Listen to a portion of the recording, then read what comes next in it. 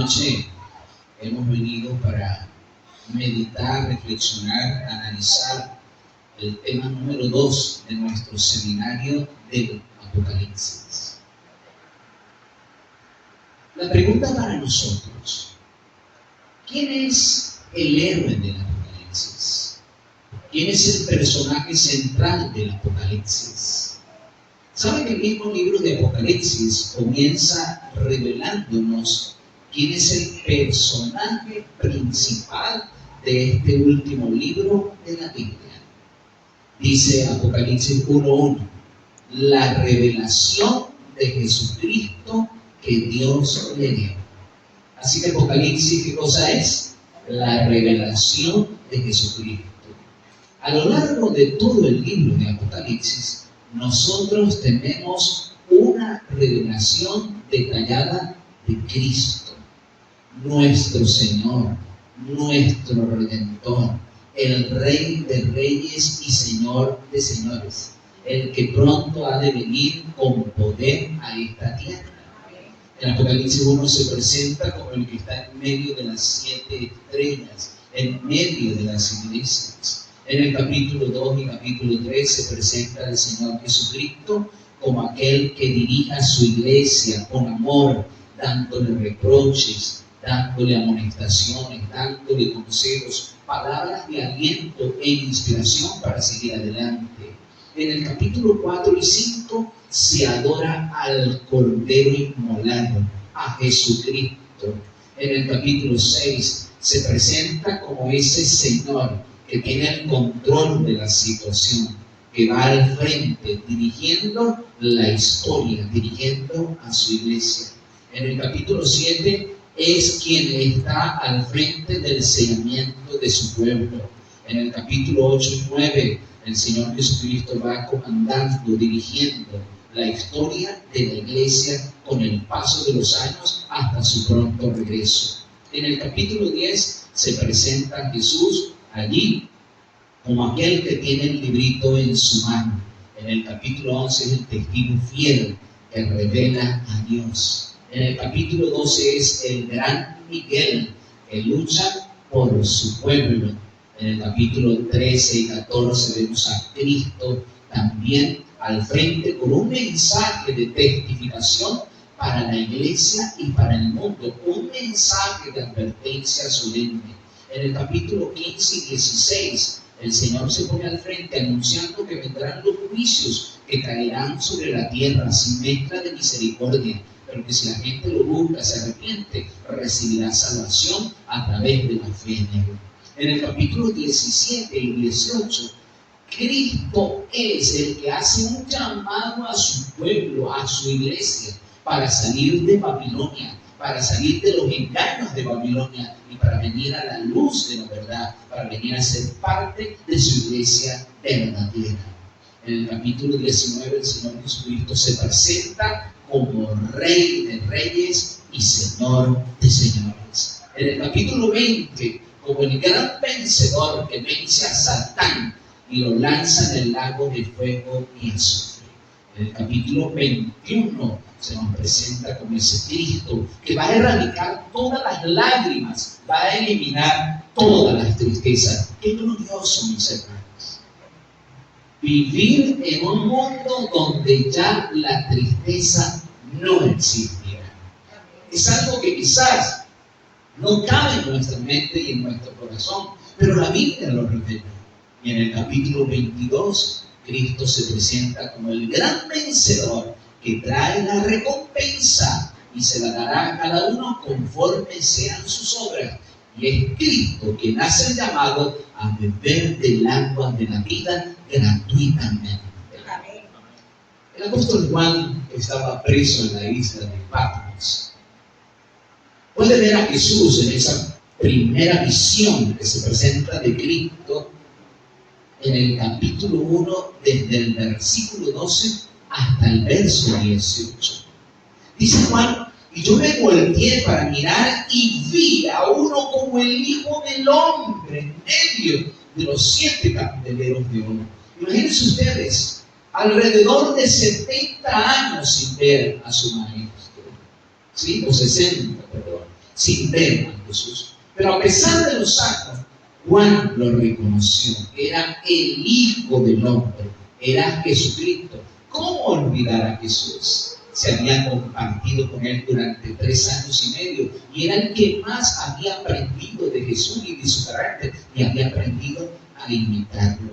Alabado sea el Señor. Y aquí se presenta una visión gloriosa. Se dice de Jesús en los versos siguientes que su rostro era como el sol, su vestido era un vestido largo, blanco, estaba ceñido con un cinto de oro, su rostro brillaba como el sol, sus ojos eran como llamas de fuego, sus pies parecían, ¿verdad?, como el bronce bruñido, brillante, como en un horno ardiente. Era un Cristo poderoso que está en medio de los 7 candelabros que representan las 7 iglesias, dice Apocalipsis 1:20. El misterio de las 7 candelabros son las 7 iglesias y las 7 estrellas que el Hijo del Hombre, Jesucristo, tiene en su mano derecha, representan los ángeles de esa iglesia, o sea, los ancianos, los pastores, los líderes de esas iglesias. Cristo tiene a su iglesia. Cuando usted toma algo de la mano derecha, es porque quiere asegurarlo, quiere protegerlo, quiere cuidarlo. Y Cristo está cuidando a su pueblo y lo ha cuidado a través de toda la historia y lo llevará con seguridad hasta la victoria final. Alabado sea el nombre de nuestro Señor Jesucristo. Así que, mis hermanos, el libro de Apocalipsis es la revelación de Cristo. Una de las maravillosas verdades que se nos presenta en Apocalipsis acerca de Jesús es que Cristo es el Cordero inmolado. Dice Apocalipsis 1:5, a quien nos amó y nos lavó de nuestros pecados en su sangre o con su sangre. ¿Cómo nos lavó Jesucristo? Con su sangre. Él es el Cordero inmolado. Juan el Bautista, predicando allí a orillas del Jordán, cuando él ve a Jesús con humildes vestimentas, como un Galileo cualquiera, pero inspirado por el Espíritu Santo, Juan reconoce en ese Galileo ¿a quién?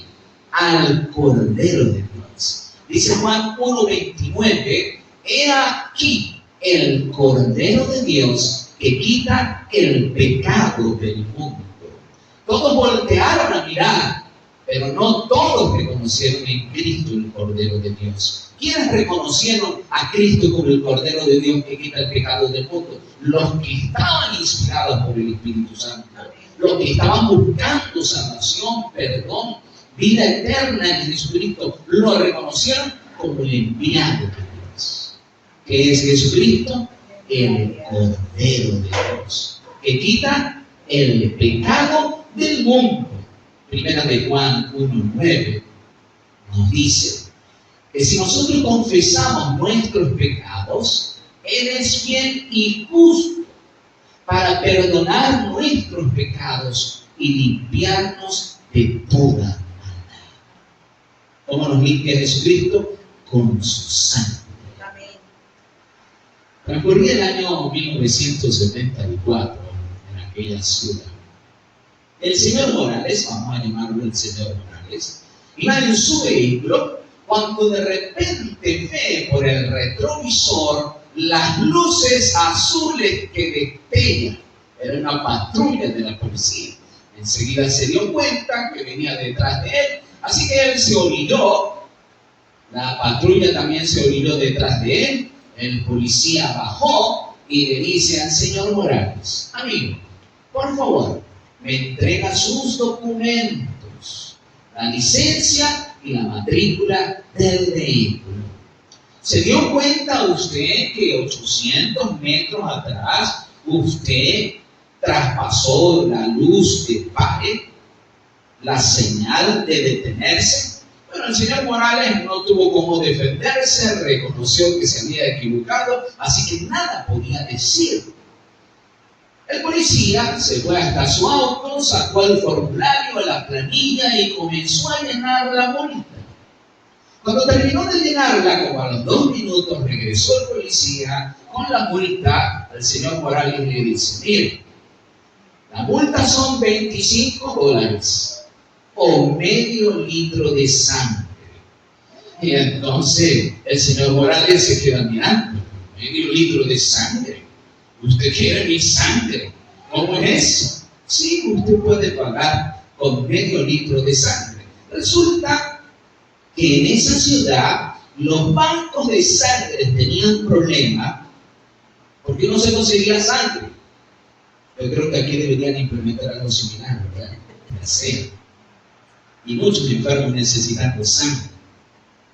Y entonces el juez principal de esa ciudad había determinado que todos los infractores podían pagar la multa con medio litro de sangre. Bueno, eso de pagar con sangre no es nada nuevo, mis hermanos, ni mis amigos. Recuerde que desde los tiempos de la antigüedad, la gente pagaba con sangre sus pecados.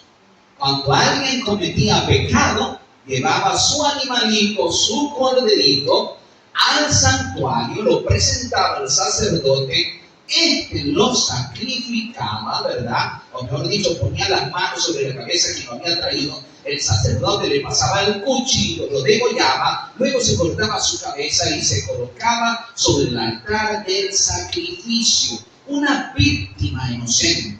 Ahora, es muy importante que todos nosotros estemos claros que no es la sangre de los animales la que nos perdona o nos limpia los pecados. Primera de Juan 1:5 nos dice que es la sangre de Cristo que nos limpia de todo pecado. ¿Qué es lo que nos limpia de todo pecado? La sangre de Cristo Jesús. No olvidemos Juan 1:29. Cristo es el Cordero de Dios que quita el pecado del mundo. En el libro de Hebreos, en el capítulo 4, verso 15, la palabra de Dios nos dice: porque no tenemos un sumo sacerdote que no pueda compadecerse de nuestras debilidades, sino uno que fue tentado en todo según nuestra semejanza, pero sin pecado. Alabado sea nuestro Señor Jesucristo. Alabado sea el Cordero inmolado, puro, perfecto, santo, que fue sacrificado en nuestro favor. El mismo Juan nos dice en Juan 3:16, porque de tal manera amó Dios al mundo que ha dado a su Hijo unigénito, para que todo aquel que en Él crea no se pierda, mas tenga vida eterna. Mis queridos, el libro de Apocalipsis nos presenta que hay un gran conflicto entre el bien y el mal. Nos dice que Cristo es el caudillo del bien. ¿Quién es el caudillo del bien? Jesucristo. Pero también nos dice que el caudillo del mal es ¿quién? La serpiente antigua, el dragón, que se llama Diablo y Satanás, el adversario de Dios, de Cristo, de la iglesia y de los hijos de Dios. Hay un conflicto entre esas dos fuerzas que se oponen. Pero finalmente Apocalipsis nos dice que Cristo saldrá vencedor. Es bien interesante la revelación que Apocalipsis nos da de Jesús, porque no se presenta a Cristo como un bebé indefenso, nacido en una cuna de paja, ni tampoco se presenta como un Mesías incomprendido o rechazado. No, en Apocalipsis se nos presenta a Jesucristo como un ser de mucha autoridad. Mateo 28:18-20, el Señor Jesús dice: toda potestad me es dada en el cielo y en la tierra. A ver, ¿qué tenía Cristo? Toda potestad. Toda autoridad. ¿Dónde? En todo el universo, en el cielo y en la tierra. Ahora, ¿desde cuándo existe Cristo? La palabra de Dios nos dice en el libro de Miqueas, el capítulo 5, versículo 2. Pero tú, Belén Efrata, pequeña para estar entre las naciones, del tri me saldrá el que será Señor en Israel. ¿Y él desde cuándo existe? Desde el principio, desde los días de la eternidad. Cristo es eterno y vive y reina por siempre. Ustedes saben que por lo general la gente, la idea que tiene de Cristo es un Cristo débil. El Cristo que la gente ve en la Navidad, ¿cuál es? Un bebé indefenso que nace en un pesebre, en un establo. ¿Y cuál es la idea del Cristo que se presenta en Semana Santa? Un Cristo débil que grita allí en una cruz, que de paso eso es mentira. Cristo no gritó, no hay tal cosa. Pero la revelación que tenemos de Cristo en Apocalipsis es un Cristo como de autoridad, un Cristo todopoderoso, Señor de todo el universo, Rey de reyes y Señor de señores, que pronto vendrá para recompensar a cada uno según sean sus obras. El Señor Jesucristo, hasta el fin de su ministerio, dice en San Juan 17:5, orando: Padre, glorifícame con aquella gloria que tuve contigo desde los días, desde antes. Así que Cristo es igual al Padre. Como es Cristo, igual al Padre. Es Dios. Dice el apóstol Pablo en el libro de Romanos, el capítulo 9, verso 5, que Cristo es descendiente de los patriarcas de quien vino Cristo, quien es Dios sobre todas las cosas.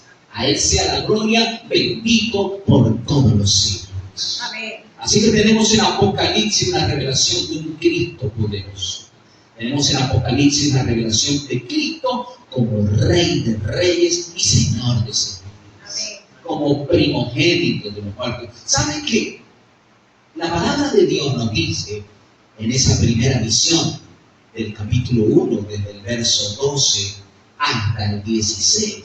Dice en el verso 17, la visión que Juan tuvo de Cristo fue tan poderosa, tan gloriosa, que Juan no resistió. Dice Apocalipsis 1:17, cuando le vi, caí como muerto. A ver, ¿cómo cayó Juan? Como muerto. Juan no pudo resistir el poder de la gloria de Jesucristo manifestada en esa primera visión. Cristo tuvo que alentarlo. Cristo se acercó con poder, con amor, con ternura. Colocó la mano sobre el hombro de Juan y le dijo: no temas, no temas.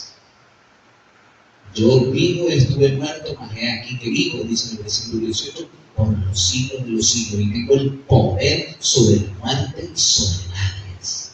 ¿Qué Cristo tan poderoso, hermanos? Tiene poder sobre todo, sobre la vida y sobre la muerte. Y tiene poder para dar vida a todos aquellos que crean en Él. Amén. Alabado sea nuestro Señor Jesucristo. Amén. Sacerdote, Rey, nuestro intercesor. Mis queridos hermanos, no hay otra forma de salvarse. Mis queridos amigos, el único medio, el único instrumento por el cual usted y yo podemos ser salvos es por medio de ¿quién? De Cristo. No hay otro medio, no hay otro instrumento. No importa cuán bueno haya sido, cuán santo haya sido en vida, ningún difunto podrá salvarnos. El único que nos puede salvar es Cristo crucificado, Cristo resucitado y Cristo próximo a volver por su pueblo. Él es el único que nos puede limpiar. El 20 de noviembre del año 1959, allí en la ciudad de Oak Ridge, en el laboratorio científico atómico, de repente hubo una explosión donde una pequeña partícula de plutonio de 622 miligramos explotó y se fugó en el aire. Los científicos se asustaron y se preocuparon. ¿Y saben qué hicieron con esa fuga de plutonio? Temiendo que alguna persona o personas pudieran haber sido contaminadas con ese elemento químico. En un radio de 6,5 kilómetros se tomó la medida de cortar la grama toda completa, sacarla de raíz, llevarla a otro lugar bien retirado y enterrarla.